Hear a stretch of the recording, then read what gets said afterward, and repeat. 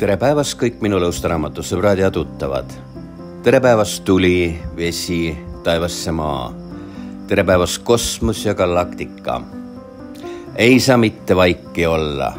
Kes need sõnad ütles, tuletage mulle meelde, aga ma ei mäleta. Ja nii ei saa ka mina vaiki olla. Mul nagu sees midagi kogu aeg pulbitseb. See on nagu šampanja, mis loksutamise järel tahab pauguga seest välja hüpata kork pealt ära ja siis lasta seda vahtu välja. Las voolab šampanja. Umbes selline tunne on mul sees.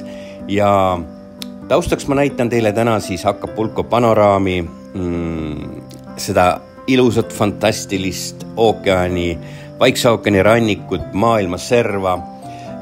See on see sama koht, kust ma kunagi 3 aastat tagasi, kui ma Peruu digitaalsest koonduslaagrist või õigemini Peruu füüsilisest koonduslaagrist Mehhiko õlleviiruse siis vangistusest tulin ja hakkasin esimest korda ülekandeid tegema.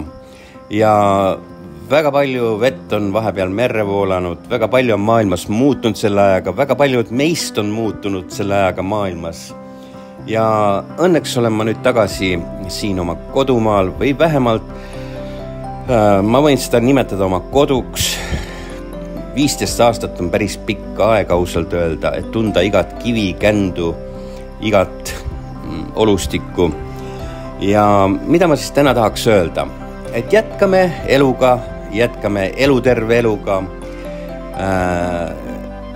Kes siis on valinud selle tee, mida mööda mina käin. See sõnum oli siis nendele. Jätkame oma missiooni, filosoofiat, visiooni.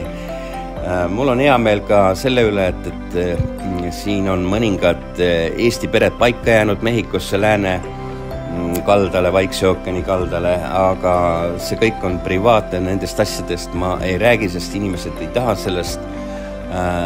sellest avalikult rääkida oma isiklikust elust. Ainukene siis asi, millest ma saan siis nagu või millele ma saan nagu tähelepanu juhtida, et kõik need vanad teemad, mis eelmine aasta samal ajal olid aktuaalsed, need on ka täna aktuaalsed. Käib siis ökoelu arendamise programm, maatükkide otsimine, korterite otsimine, kohtade otsimine, kuhu võib väike majake ehitada, alates siis Mehhiko lääneranniku seal põhja kusagilt Puerto Vallarta kandist kuni alla Puerto Escondidoni välja. Samuti on need teemad aktuaalsed, nagu varasemalt olen öelnud, isegi Guatemalas võib-olla, El Salvadoris, Costa Ricas, võib-olla isegi Peruus, miks mitte, kuni alla Argentiinani välja, siis Patagoniani välja. Mulle meeldib seda rannikut nagu tervikuna vaadata, ma olen kõik need kohad läbi käinud, igal pool olen nuuskinud nagu põrsas, kõik välja nuhkinud, et kus või mis võiks olla, kui algab päev X. Ja elu on kord siis selline, et sellega tuleb jätkata ja siit ma soovingi kõikidele ilusat sellist töönädala algust, täna vist esmaspäev, kui ma eksi. Olge terved, olge tugevad, jääge lainele, kuulake minu ülekandeid, käige ühe otsa piletis, registreeruge Fortuna naeratusse, seal ma näitan Venemaa sõjapõgeniku teekonda Ameerika Ühendriikidesse, kuidas ta üle piiri saab.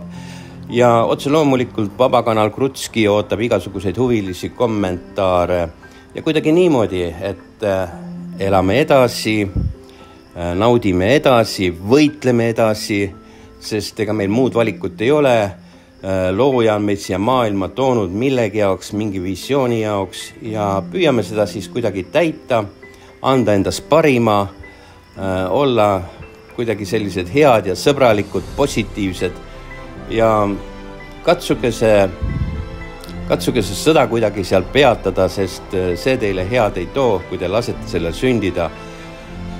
Ja nendel teemadel ma ei taha rääkida, seega igaüks valib ise, missuguse siis miljöö ja fooni sees ta elada tahab. Ja tõmbangi sellega siit otsa kokku, näitasin Acapulcot, kuuleme jälle, kui õige aeg on, aitäh!